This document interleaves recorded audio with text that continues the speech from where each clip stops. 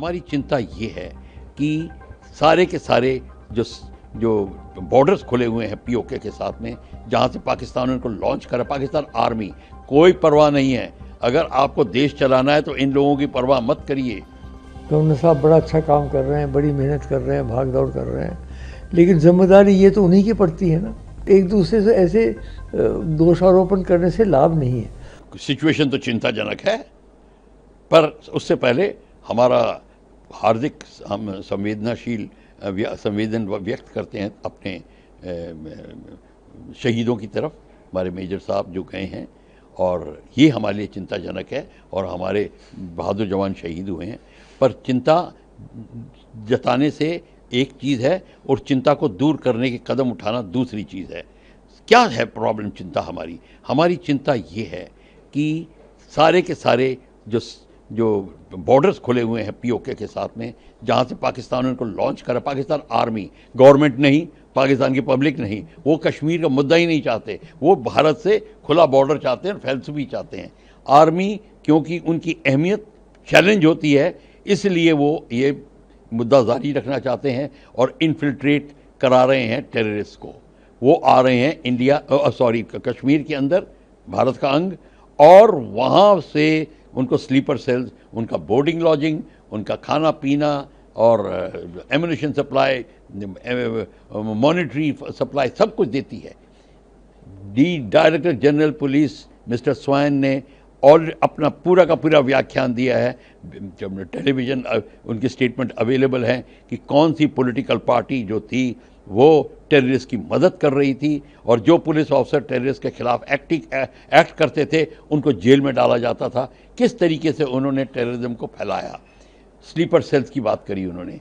तो ये सारा का सारा अब इसको लेकर कार्रवाई करनी पड़ेगी। हमें ये फिक्र नहीं करना पड़ेगा कि ये ऑपोजिशन लीडर ये बोल रहा है, ये बोल रही है, ये बोल रहा है, कोई परवाह नहीं है। अगर आपको देश चलाना है तो इन लोगों की परवाह मत करिए। देश पहले आता है, ये लोग बहुत बाद में आते हैं। तो ये हमारे को चिंता का विषय बना हुआ है। एक सिंगल कमांड एंड कंट्रोल अभी तक नहीं कर पाए हैं। जब तक एक सिंगल कमांड एंड कंट्रोल नहीं होगा, एक कमांडर के अंडर में सब के सारी सिक्योरिटी फोर्सेस, उनकी इंटेलिजेंस गैदरिंग नहीं आएंगी, तब तक आपके पास इंफॉर्मेशन का वितरण ठीक नहीं होगा और आप एक्ट नहीं ठीक कर पाएंगे।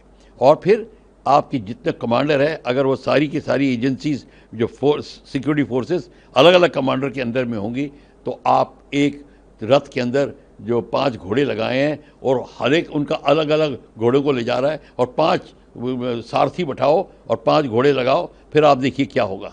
एग्जैक्टली वही हो रहा है कश्मीर के अंदर। सब अपने अपने झंडे लहरा रहे हैं और अपना उल्लू सीधा कर रहे हैं। पर चिंताजनक ये है कि कोई कोऑर्डिनेट नहीं करता, चाहे वो काम करना भी चाहते हो, उनका काम नहीं होता पूरा। ये कारण है। सो आपके single command and control, border बंद हो जाए और आपके स्लीपर सेल्स को अब निकालना आप शुरू करिए। वो हर एक लेवल पे हैं गवर्नमेंट के, चाहे गवर्नमेंट के पैरामिलिट्री फोर्सेस के लेवल में हो, सिक्योरिटी फोर्सेस के, एडमिनिस्ट्रेशन के, ट्रांसपोर्टेट, हर जगह पे हैं। वो परसेंटेज ज़्यादा नहीं है, बाकी लोग सब भारत के हैं। जितने भी इस्लामिक तबके के लोग, वो भारत के से मेरे लॉयल हैं। उनकी मैं बात नहीं कर रहा, मैं रेडिकल एलिमेंट्स की बात कर रहा हूँ। ये गहरे चिंता का विषय है, इसमें कोई शक नहीं। कई वर्षों तक आतंकवादियों ने कश्मीर वादी में अपने काम किया था, और वहाँ बहुत बड़ी कठिनाई से, बड़ी हिम्मत से उनको सबको कंट्रोल में लाया गया है। इक्कड़ उक्कड़ तो होते रहते हैं, लेकिन जो बड़े पैने पर कर रहे थे वो कश्मीर में नहीं हो रहा। अब लगता है इन्होंने जम्मू की ओर अपना ध्यान देना शुरू कर दिया है। देखिए, पिछले 6 महीने में हमने कई अपने जवान और अफसरों को गंवा दिया है, वो शहीद हो गए हैं। यानी बहुत ही गंभीर विषय है ये। 4 हमारे जवान और 1 अफसर मारे गए। तो इसका मतलब ये है कि पूरा अभी तक प्रशासन का वहाँ कंट्रोल नहीं रहा है। नहीं तो ऐसा होना नहीं चाहिए।